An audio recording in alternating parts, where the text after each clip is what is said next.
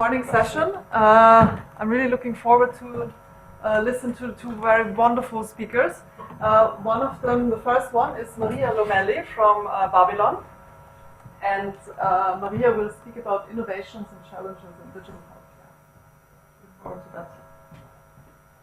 I think there's someone coming helping you to set up. Oh, okay.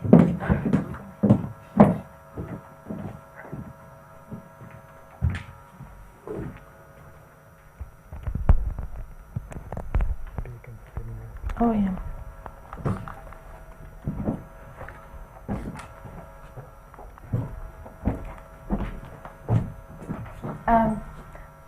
Yeah. Hi. So first of all, thank you very much for the invitation. I'm here to tell you a little bit about some of the innovations and challenges in that we face in Babylon.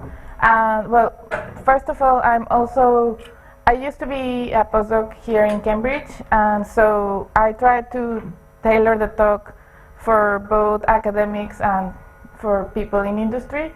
And because I'm part of the research and development team, I will be discussing some of the projects that we have, like ongoing projects, and some of the challenges that are particular to each project. But first of all, we as a company have like this mission that is basically that we believe that it's possible to make healthcare accessible and affordable for everyone on Earth. And the way that we are trying to achieve this is by basically we have an app.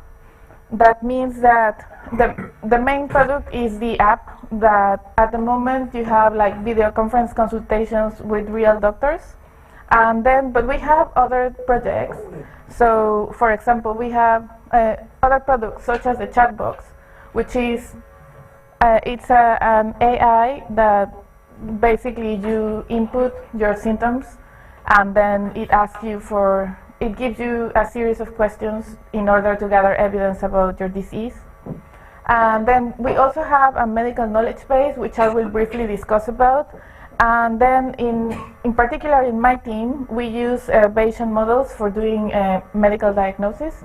So, and this picture just illustrates the process of like how the user interacts with the phone. And then there's another part where basically we need to encode the information that we get from the user, which comes in like natural language. And then how do we encode it in like our statistical model? So first of all, imagine that you want to do some sort of either medical diagnosis, or you want to be, let's say, have as much knowledge as a doctor.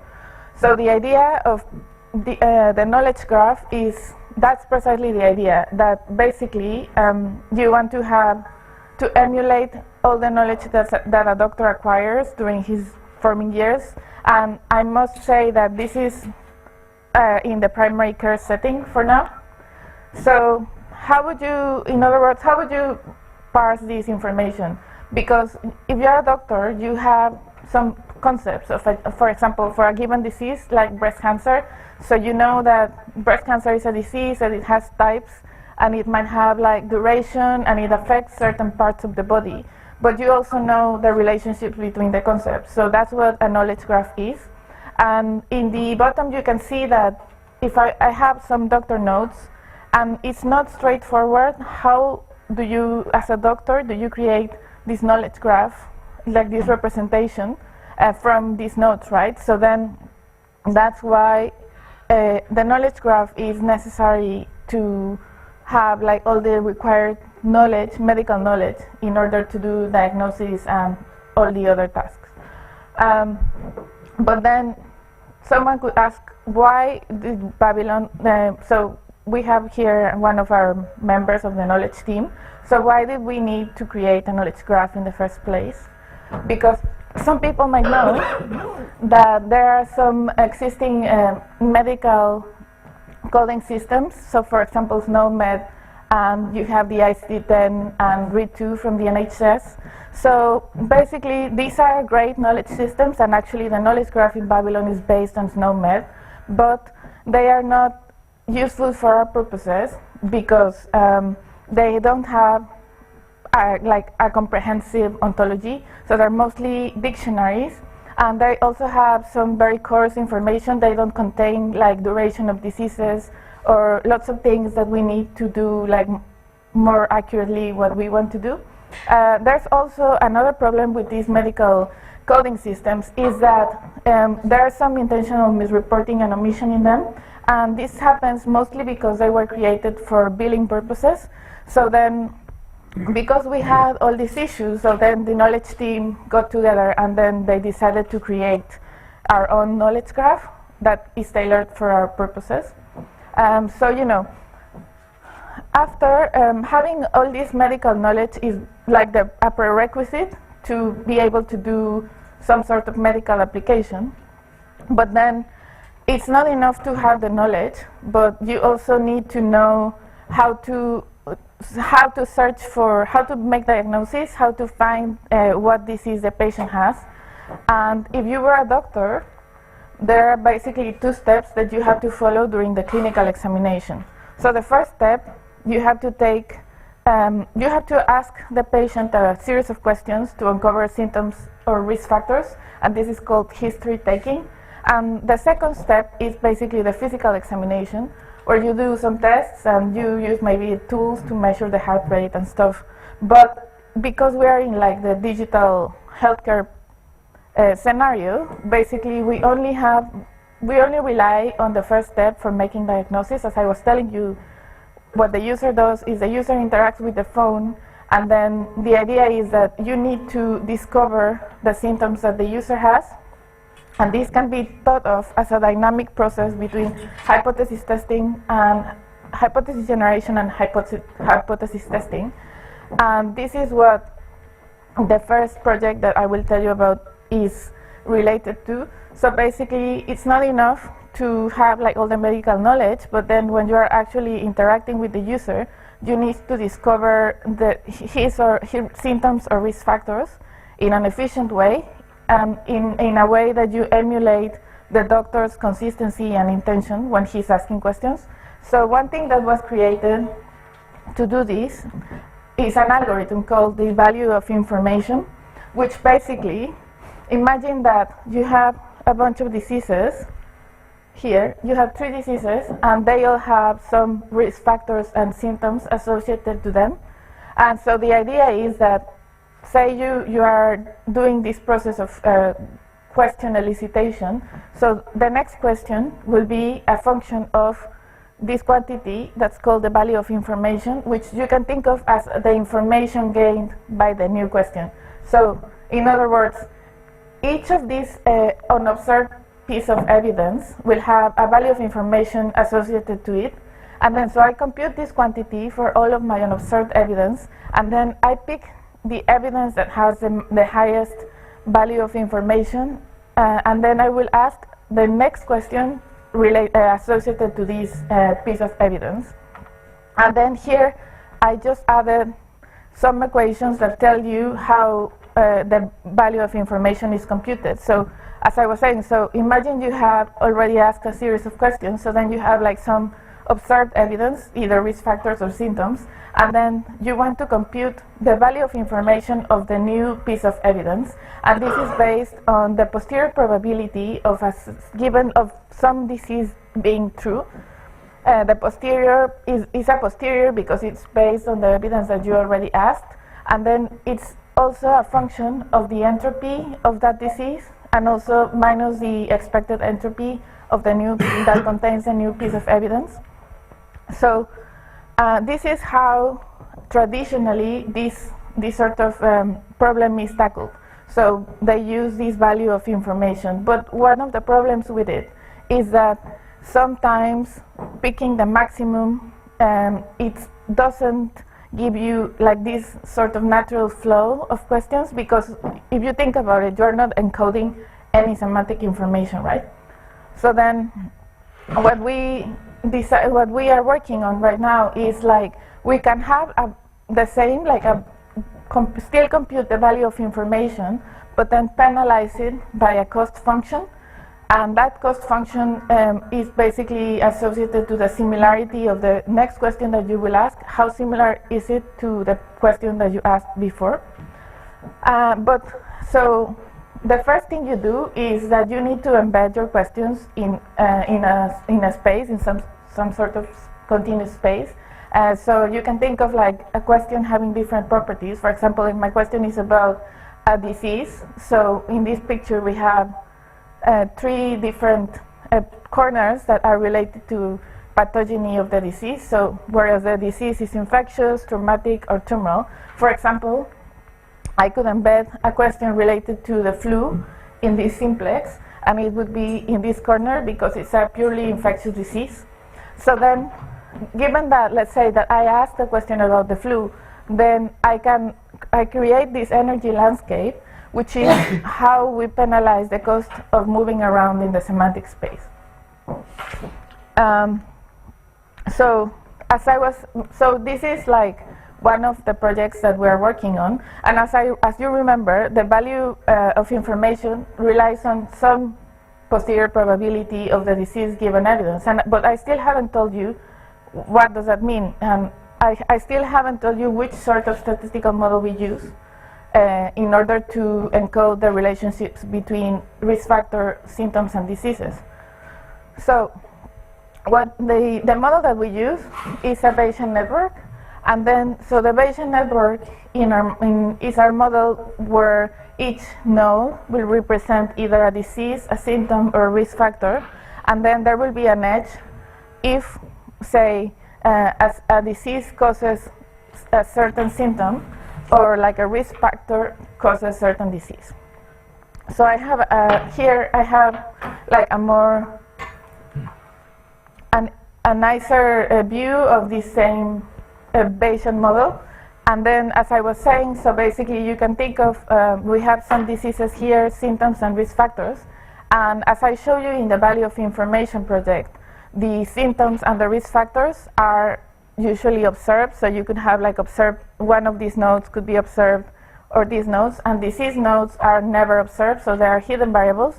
And the task is that you want to compute the posterior probability of diseases given either risk factors or symptoms that you observe in the patient. And another thing to say here is that the reason why we want to compute these posterior probabilities is because based on these posterior probabilities we can give like a differential diagnosis to the patient. So imagine you have a patient that tells you that it has some symptoms, so like headache, and then she had like cancer in the family. So then we have our Bayesian network, and then we do some sort of posterior inference to obtain the posterior, the marginal posteriors. And with the marginal posteriors of the probability of some disease being true, given like there's like evidence of headache and cancer, then we can rank them, and we can say that the most likely disease is flu, followed by cancer, and so on. So why is this important? Because it's not enough in like a medical diagnosis, it's not enough to think about the most likely disease. It's also important to think about the other diseases in the ranking, like in this case, so cancer, let's say, has a significant probability of being there. So then rather than only thinking about the triage action in terms of like the flu, you would also need to suggest something else to attack the second most likely disease. So another important consideration here is that because we are, this is a toy example of course, but because we are in the scenario where we have graphs that are around 10 to the 3 number of nodes, we cannot just compute the posterior probability exactly, it's intractable. So then you need to come up with some sort of inference scheme that you can use to compute this or to estimate these posteriors. And there are lots of inference schemes, but I'm going to focus on just using importance sampling. And the idea is that we want to just use importance sampling to get estimates of these posteriors, and importance sampling is nice because it's a consistent algorithm, so it converges to the right value as the number of samples goes to infinity. But then there are some caveats with importance sampling, as some of you know, that it can perform poorly if you have a bad choice of proposal. So here in one of our projects, what we do is we construct a data-driven proposal, and then we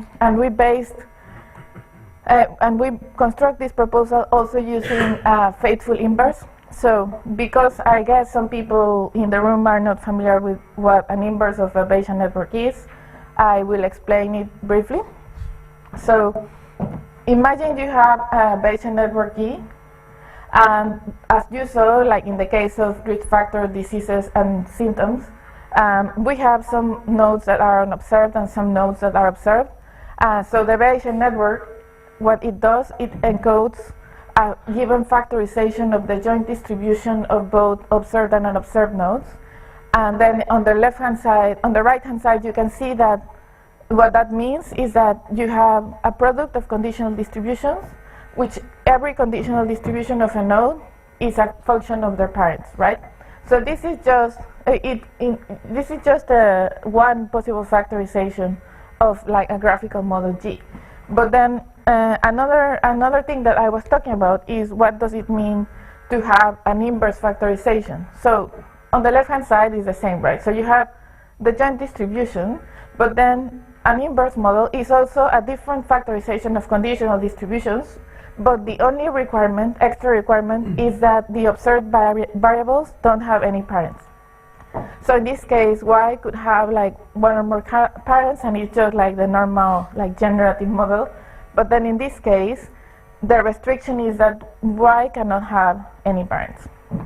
So after giving you these equations, as you can see from here, there's more than one way of building an inverse for a graphical model. So then how can we build such an inverse?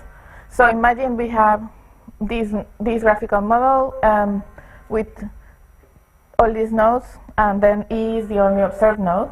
So I can just revert the direction of the arrows, and then that's actually a possible inverse. Why? Because this is obeying the rule that I told you about. Like basically all unobserved nodes have some parents, but the only restriction is that the observed node doesn't have any parents. So great, that's an inverse. The problem is that if you use this inverse, this naive inverse, you actually are introducing extra conditional independencies on the that are not encoded in the original graphical model. So you don't want to do that because we want to still have like an exact scheme. So then how can you build a good inverse, and how can you build an inverse that's faithful, that preserves the conditional independencies? And this is what some people from Oxford did in this paper. So basically, starting with a normal graphical model, you have a series of steps which consist in removing in removing nodes and then reverting the arrows, such that the end product is some sort of graphical model that we can see immediately that it obeys the definition of an inverse, because there are no parents in the observed node. And then this, as you can see, it could have potentially more arrows than the original graph, but the nice property that it has is that it doesn't have extra conditional independencies. So after having this, you could say now we are happy, because then we can just use this as the proposal distribution in importance sampling.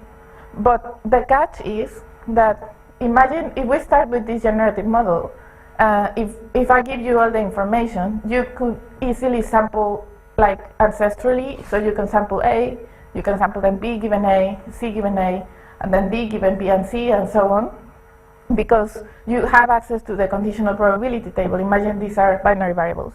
But then if I change my graphical model and then I end up being here, the catch is that you don't have access to the new conditional distribution. So you need to somehow, you need access to them or somehow learn them. And that's where we needed to use like this, what I called a data-driven proposal. So there's lots of people that have already worked in building data-driven proposals by training a neural network. So this is not new, like in all these papers. And in our case, it's really easy because, as I was telling you, like we have a Bayesian network, we can just sample from it and do some sort of masking process, training our network, and then the output would be the conditional distributions of interest. However, we are not using this directly because, as you all know, like just training a neural network, it's not going to give you a consistent estimate, and that's why this is only the first step, right? So this is like, imagine now that I've given you all the elements that you need to do importance sampling. So I gave you like the inverse factorization, and I've given you a way to learn the conditional distributions. So now we have all the elements that we need to do importance sampling, and here just like a toy example, a cartoon of what importance sampling means. And now I've shown you how to construct Q, and in our case it's obviously not one-dimensional. X would be like a graph, but then now we can just plug it in and then run our importance sampling. So all of this to say that the nice thing about using the graphical model that's an inverse factorization is that we actually get a nice variance reduction. So in this toy experiment, we can either put evidence on the nodes that are root nodes or on the leaf nodes. And then in the case of like when I put evidence in the root nodes, then we can see that using one of the inverse models gives us a reduction in variance in terms of the posterior estimates of the diseases. And then it's the same case for when we introduce evidence in the leaf nodes. So this is one of another one of the projects that we have been working on. And then the other thing is that, as I told you, like, you know, imagine we have this generative model and we know the graph structure, but of course it's not the case that we can assume that we know the graph structure. Like, we have to somehow learn it. So in our case, the graphical models for the UK were just, we have like doctors that are part of like Babylon as well, so then you can ask them like what's the relationship between diseases, symptoms and risk factors. But then now we are moving to new countries, so then the idea is that we can also use some sort of mechanism to learn the relationships between these quantities rather than asking doctors directly. And this is one of the other projects that my colleagues are working on. So one way of doing this, one way of learning relationships between variables in observational data is using causal inference. So in causal inference, imagine you have two nodes, and then you don't really know if one causes the other, or if A causes B or B causes A. And this is important in our context because we want to know which variables are useful to treat, like to cure the other variable. And there are lots of algorithms in the literature that are useful for detecting like purely directed causes. But then the other thing that is important in this scenario, it's not clear whether these two are enough, because sometimes there is like a common factor that affects both.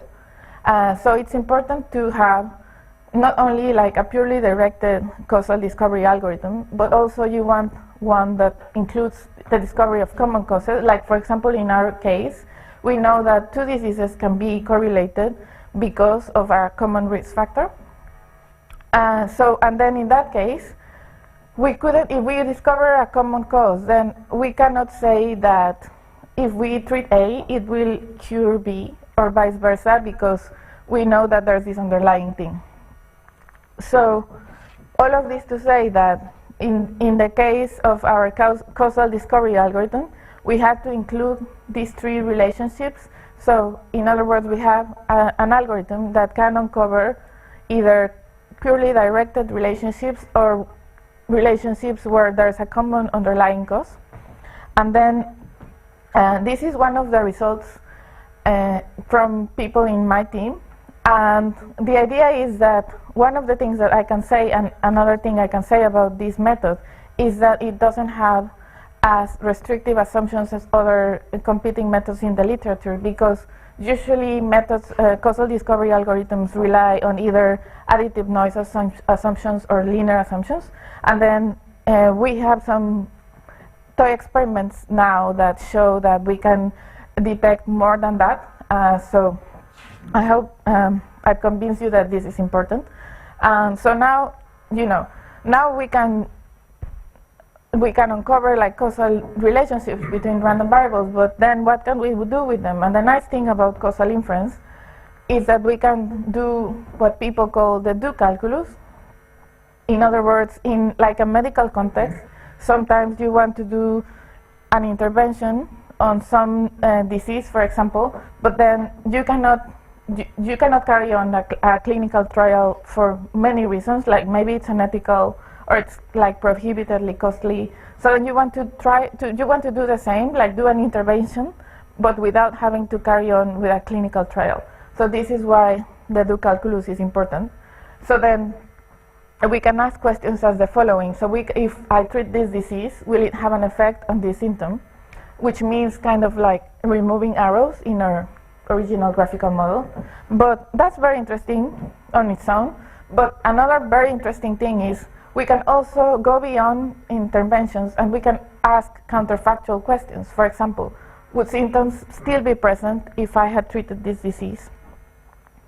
So this is the other project that people in my team are working on. So because we are in the context of medical diagnosis, we want to create, we want to maybe ask some questions about the counterfactual scenario.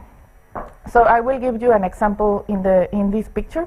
So imagine you have 3 diseases and you have 2 symptoms and 1 risk factor. And then you have this disease that it's not causing any of the symptoms. But then imagine as well that I'm giving the parameters to you and P1 has a very high instance. So then if you remember the cartoon that I showed you before, because D1 has a very high prior, it will be the most likely disease if I just rank my diseases by the posterior probability. So then, but then if I treat D1 first, it won't have any effect in my symptoms, right? So then this is not really nice because if you ask a doctor, is that the best diagnosis that you can give, then he might say, no, it's not. So then we would like to create a different probability where what we do is like given that we observed symptom 1 and symptom 2, we can intervene in D1 and then ask what's the probability of the symptoms not being present such that we do this intervention. And in this picture, this thing will be actually 0, which then will make the most likely disease in terms of posteriors go down to the ranking. And then we can do the same, compute the same quantity for DI and DJ, and then we will get a different ranking than the one that we obtained from just ranking the posterior probabilities. And then the nice thing that my colleagues have shown is that if we use this counterfactual probability to compute new rankings, we get like an improvement in accuracy. So in this picture, in the x-axis, it's just like the number of diseases that we include in the top n. So 1, 2, until 20, and so on. And then this is the accuracy of the algorithm. So basically, in this context, we have the data points are, let's say, consultations. And then because we know the ground truth, we can count the number of cases in which we actually diagnose the correct disease. And then if we just use posterior probabilities, we get the black line. And then if we use this new measure based on the counterfactual probabilities, then we get like an improvement in accuracy. And so I think that it's really nice to have these both approaches. So we have like a very Bayesian way, and we can do it using like just posterior probabilities. But we can also do this sort of other interesting questions about, because sometimes you also care about treating those symptoms, and so you want to find like a good explanation, not only the most likely one. So here is like some people that are in our research team, and I hope that with this talk I convinced you that we have some very interesting challenges that we're still trying to solve. And I mean, on my side, it's like very cool to work with all these people. And yeah, if you have any questions, please let me know.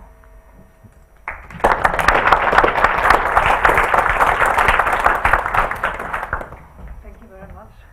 When can I start in your company? Yeah, just write me an email. Are there any questions? Okay, yeah. So you explained your results based on Bayesian inference approaches. Of course, there are graphs underpinning all your descriptions. Yeah. I haven't read your papers, but do you actually can you find these results in terms of graph theoretical properties? Like, for example, your do calculus. Is that something that can be related to the graph constructions that you have? So I think that what we can do, what I know that we can do is so we have the graph that's constructed by what the medical doctors gave us, like information between diseases, symptoms, and risk factors.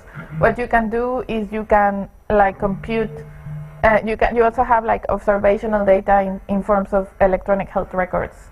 So you can try to find whether the relationships that you queried from your experts are also true in your like observational data. And then that's more on the like causal discovery side. The do calculus side, I'm not sure about. So I only know that, like, let's say, like do calculus means, as in this picture, we are basically like removing edges. But then I think that Mihaela would be better to answer that question than me. But yeah, I think it's I think it would be an interesting thing to do for sure. Yeah, I'm just curious with the recommendation that you give to the patient. Mm-hmm. Like, what happens if it is wrong, like, or if it's not fully accurate? Yeah. Then what are the sort of the next steps that you would take in that case? So it could be that the ground truth disease is not the most likely, right? So that's why we use it like top N, and then it's more about whether the true disease is in this ranking. So it could be wrong, but there's two ways of being wrong. One way is absolute wrong, which is that the true disease is not in the ranking. It's not contained in the ranking. But then the other, like less bad wrong, is that the true disease is in the ranking, but it's not the most likely one, right? So that's why in this picture I was showing you that it could be. So it could be. This is why. Let's say that the long story is that we also care about the posterior probability. So it's like in the triage decision, you don't only include the most likely, but you include a bunch of them. And then in the real life, I guess what I can say is that we are still working on improving this method, right? Because yes, of course, there are cases that are harder than other cases. So this is like a primary care setting, but then, for example, cancer is a very severe disease, and then there's like, it's like, you could think of it as a chronic disease or life-threatening disease. So then, yeah, we are still, like, products are, let's say, in the phase where they're good for primary care, but then it is still ongoing work, and maybe my colleagues could give more pointers about this case. So we have all those algorithms are tested in so we have like a set of regulation steps that we go through. Sorry. Or maybe you should use the mic. We have a set of regulation steps that we go through to validate the approaches, both in terms of diagnosis and in terms of triage. So it's not only what's your priority is also like what is the outcome for the patient? Is it a safe decision? Is it a is it something that is relevant? Like not telling everyone to go to the hospital. So it goes through all this, and we maintain a very high. I think it's about 99% of safety in the triage decision. Because I can imagine that you could have so many possible combinations of diseases or indications where the amount of data that you would need to acquire would be absolutely astronomical. Like the amount of data you need to acquire to one clinical trial to diagnose just one disease is, often huge. It takes years to get with a very focused effort. But if you're looking across this broad spectrum of different diseases, it seems like it's a huge challenge to get it through a regulatory clearance. Or I'll answer it if you don't mind. So the thing that makes this task a bit easier than what you're talking about is that in primary care, your target isn't necessarily to diagnose, but it's to provide sensible next steps in the process. And so actually, all of this is used for a triage situation. And so given that the diagnosis may not be perfect, the rules on top of that to decide whether someone should go to A&E or talk to a doctor or go to a pharmacist is actually an easier task. And that's what kind of saves us at the moment. But obviously we'll work always at making the diagnosis more accurate because it will help us in the long run to get the triage more accurate. Okay.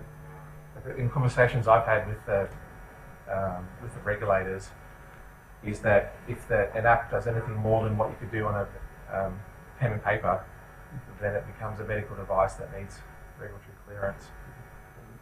So I figure that's what you're going to. I have a more practical question. You mentioned a lot of papers from 2019, etc. Are they on your website? Because I cannot find them. So no, that's a good question. So most of the stuff that I presented here is under submission. Yeah. So I mean, this is like maybe like a brain tease, so to just like get some interest. But we hope to at least get some archive links soon up there. Under your AI website. I don't know where. I mean, yeah. So some people have personal web page, like some authors have personal web pages, but we can email you if you are interested. Yeah. Yes, Adam. So you're talking a lot about the relationship between disease and diagnosis, and your colleague just mentioned about giving sensible advice, but to my understanding, the majority, especially in primary care, but also in secondary care, of patients presenting are with complete absence of underlying disease in the first place. So I'm wondering specifically, because I've got an interest in this as well, how you're actually modelling or what data you're using to model patients that have nothing wrong with them and are just seeking reassurance. What data are you using for that? Well, so in that case, all the patients go through the. Let's say that if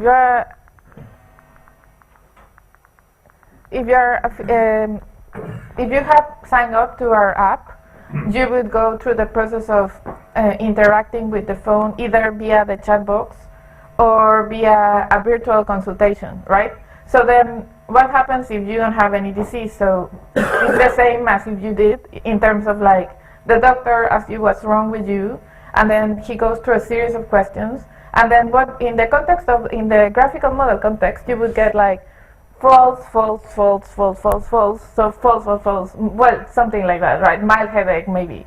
So then the triage decision is just go home, or well, like nothing is wrong with you. So that's a perfectly possible, and it's actually an easy case to diagnose, right? So how do you know they didn't have anything wrong with them in the end? How do you know they didn't have a subarachnoid hemorrhage? How do you know, what data are you using to model the fact they had nothing wrong with them in the first place to go for that false, false, false triage process? That's what I have the understanding in this approach. Well, I guess if you have an hemorrhage, so there's two things in your two components in your question. So one is that if you had a hemorrhage, it would be like an emergency room situation. So maybe it was due to, so you would have to like straight go to the. So this is not primary care, strictly speaking. So I guess in that case, in the ideal scenario, you would say like, I have a hemorrhage. And as you pick up the phone, as soon as you pick up the phone, and then they would like send you to an A&E. That's it, right? There's no more. Then the second one is, I guess if there's nothing wrong with you, in principle, I would obtain that from gathering evidence from you. But that's why I called it a challenge, because maybe you're not listing. You cannot give me an exhaustive list of all your symptoms. So there are symptoms that can only be uncovered by a physical examination. So I'm not claiming that you can solve that case just by talking to the patient. The physical examination part is important. However, we have some statistics. It's like 60% of cases can be solved by virtual consultation only. And then some other cases, they will tell you you have to go to a doctor to get a physical examination, not necessarily to a hospital. But do you not need some? I'm sorry, I'll talk to you after. I wonder, like, how you come to that initial decision. That what data you're using initially. But I'll talk. So Sorry, Adam, could we postpone this to the tea? Actually, sorry, but we are running a bit late. It was really interesting, and you can see that a lot of discussion arose. Yeah, let's talk at tea time. Yeah, great. Thank you very much. Thanks a lot.